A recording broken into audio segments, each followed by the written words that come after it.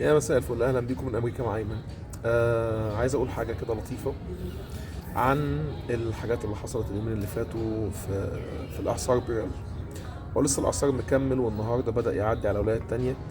يعني بدا يتحرك في اتجاه الشمال زي ما قلت لحضراتكم في اول فيديو. بس عايزين نشوف احنا ممكن نكون اتعلمنا ايه من الموضوع ده. والموضوع ده فعلا هيفرق مع ناس كتير جدا جدا جدا. انا يمكن عشان بحكم ان انا عشت في امريكا هنا في الشمال وعشت في الجنوب، فجربت الجو البارد جدا جدا وجربت الجو الحر اللي هو اللي بيسموه المناخ الاستوائي، اللي هو فيه هurricanes وفيه ستورمز وحاجات زي كده، وجربت الحاجات اللي هي المناخ الشتوي الجامد. فاهم؟ في حاجات سريعه جدا عايز اقول لحضراتكم عليها لان مش كل الناس عندها الخبره دي. مبدئيا لو انت عايش في امريكا فمهم جدا ان انت تاخد بالك من الوذر، الطقس. لازم يكون عندك على الموبايل ابلكيشن او حاجه، او معظم الموبايلات دلوقتي سواء كانت اندرويد او اي او اس بتتيح لك دايما ان انت تعرف الطقس وتتبع، لان الجو هنا يا جماعه بيبقى بالساعه. يعني ايه بالساعه؟ يعني انت ممكن تشوف الاربع فصول في نفس اليوم، ممكن تلاقي حاجات كتيره جدا بتحصل في نفس اليوم. فمهم جدا ان انت تتابع الجو بتاعك وتبقى عارف اليوم هيحصل فيه ايه، عشان حتى تبقى عامل حسابك هتاخد معاك شمسيه، هتلبس، هتقعد، مش هتطلع، كده حاجات كتير. تاني حاجه لما تكون عارف ان انت داخل على حاجه كبيره، لما تكون داخل عارف ان انت داخل على مثلا وينتر ستورم مثلا، في تلج كتير هينزل، او مثلا لو انت في الولايات الجنوبيه او مثلا في حته زي فلوريدا في اعاصير، في حاجات زي كده. فانت لازم تبقى عارف برضو انت داخل على ايه. اوقات من شده الاعاصير دي او من شده الكوارث الطبيعيه دي بتبقى انت محتاج تعمل احتياطات معينه في البيت. زي ايه؟ وهقول لك سريعا.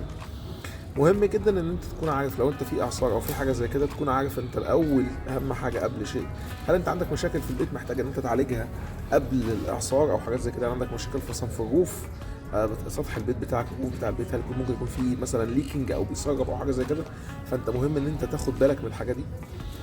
نمرة اتنين، ان انت لازم تكون برضو عامل حسابك ان لو مثلا عندك في الشتاء او انت في ولايه من ولايات البرد وهيكون في وينتر ستورم، او حتى في بعض الولايات الجنوبيه ممكن اوقات يحصل فريزنج زي ما حصل قبل كده في تينيسي وفي تكساس.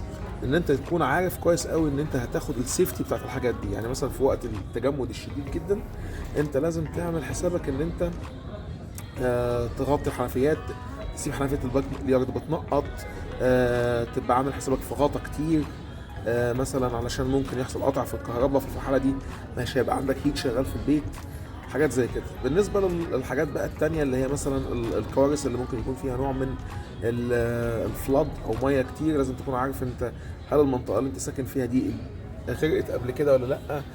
طيب انت لازم تاخد بالك من السيفتي، هل ان انا مثلا لازم اخد بالي ان يكون عندي اكل كفايه، عندي ميه كفايه، لو في حد بياخد ادويه في البيت مهمه زي ادويه السكر، الحاجات الانسولين والحاجات دي، فلازم يكون عندي بزياده في البيت علشان ما تعرضش ان انا يبقى عندي شورتج في الادويه، خصوصا ان ممكن يبقى الوقت في الحركه والطلوع والدخول صعب. فمهم جدا انك تتابع وتبقى عارف ايه الحاجات اللي انت ممكن تكون عندك اكل كفايه وميه كفايه وحاجات زي كده. برضه بالنسبه للولايات الساقعه يكون عندي بطاطين كفايه علشان التدفئه ممكن مثلا بتبقى صعبه شويه.